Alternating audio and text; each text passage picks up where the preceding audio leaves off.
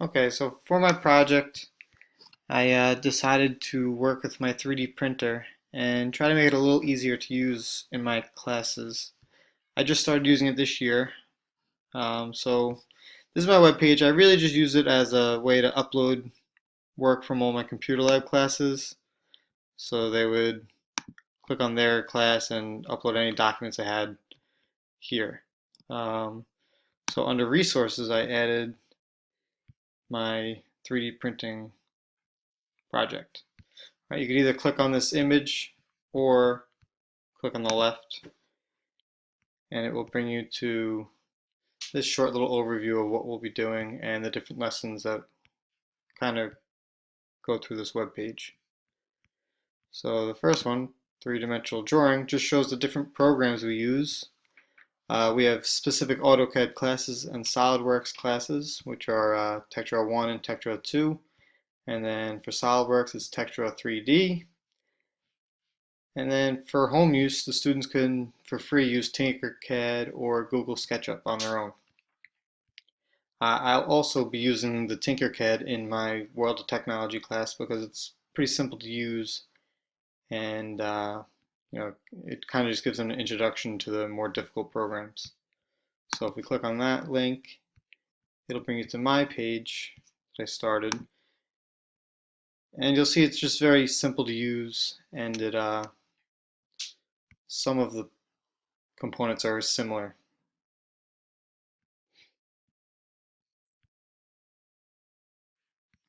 to how you would work in AutoCAD or SolidWorks.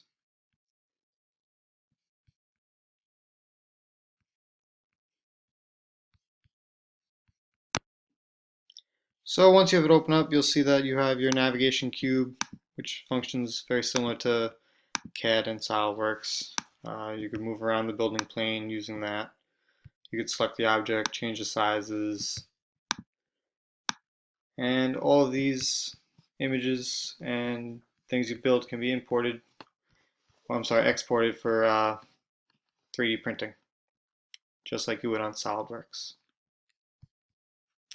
So back to the website. One of the other tabs is the project ideas, which I'll just be trying to update as I come across different projects for students to try. Starts off simple and then kind of gets not even more complicated, just I guess more interesting. So you have like little things like keychains, desk organizers, uh, to iPhone cases or any phone case really. They'll have to measure and make fit to their specific phone and snap on tightly.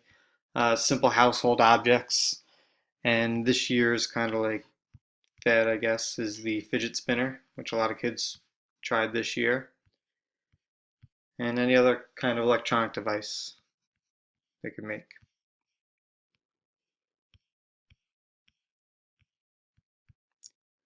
Um, Other tabs go on to more specific instructions, like saving an STL file after you draw it in AutoCAD. I took screenshots and added the arrows with all the different steps. And then the instructions go step by step. So step one would be to open the menu, select export, and then select other formats, which you can't really see because it's a little blurry, but at least you could see the area of where it is if it's that confusing. It's pretty straightforward if you just read it. And then it goes all the way through until you're completely saved as an STL file. And once it's saved, you can move on to the next section, which is MakerBot printer setup. So once you find your model, you can open up the MakerBot desktop. Right here it'll tell you to click on prepare, and then you will have a screen that looks like this, and you will add the file with step 2, and then it just shows you where steps 3 through 9 are located, and you can follow along the steps here, and it gives a little bit more of a detailed view of the image for each step. So step 3 was changing the view of your object. Step 4 is moving the object around the build plate, so you can move from this position to wherever you might want it if you want to do more than one project piece. And you can rotate the image. or change the scale or dimension. Step 7 talks a little bit about different settings. You can't get too specific with the settings because depending on your print, you're going to make changes.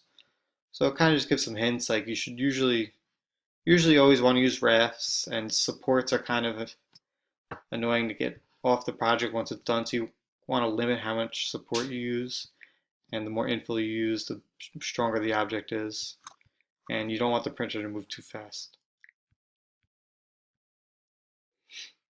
And then we go into sending the file to your printer.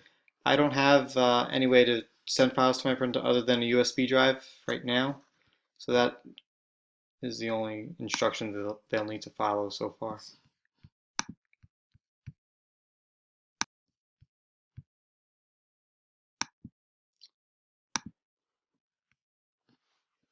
Another feature of the site will just be how to use the printer, and one of the only things you'll have to do to change the printer itself is changing the filament, either if you run out or if you want to change the color.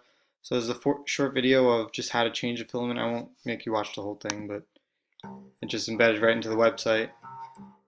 How to change the filament on your MakerBot Replicator 5th Gen. You start by selecting filament in the menu. And I thought I was going to have to film this all myself, but I just found a perfect video online, so it worked out well. The extruder will begin heating up to 215 degrees. Once it's fully heated up, you can remove the filament. And then you have all the list of colors, which if I ever run out of a color, I could update and allow the students to sign up with which color they want to use on this printer sign up sheet here. So that is one of the last features I added. So they can select that page, and this link will bring them right to another document where the students can add their date that they finished or saved the file, their name, the class they're in, the location they saved the file, whether it be on their USB drive or they uploaded it to my website. From there I could print it while they're not around, or if it's on a USB I have to wait for them to bring the USB in to print. And then the file name so I can find it, their color, and then if I have to add any notes, like of any reason that the print didn't work, they could come back and check and see why it's not printed here. So I can give them a little feedback on this document as well. After working with this web page design, I kind of felt that I learned that I don't really like the layout. I think it's kind of plain, and after looking at some of the others, classmates, it's just not very attractive, this site. So I think I'll continue using this site for the upload type stuff because I can't find another website that allows that, and then start a new web page where I have more class specific stuff like 3D printing or any other lessons I want to try to use. I feel like the layout just it's kind of very plain, and either I'm just not good at making an attractive layout, or it's the limitations of the site.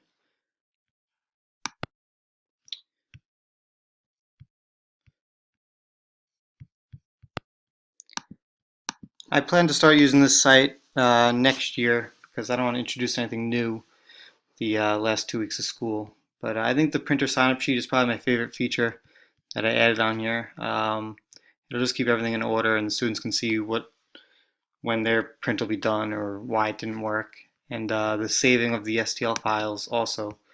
It's just very descriptive, and believe it or not, you get a lot of questions about how to save the STL file over and over again. So I think that'll limit some of the questions that they could probably answer for themselves.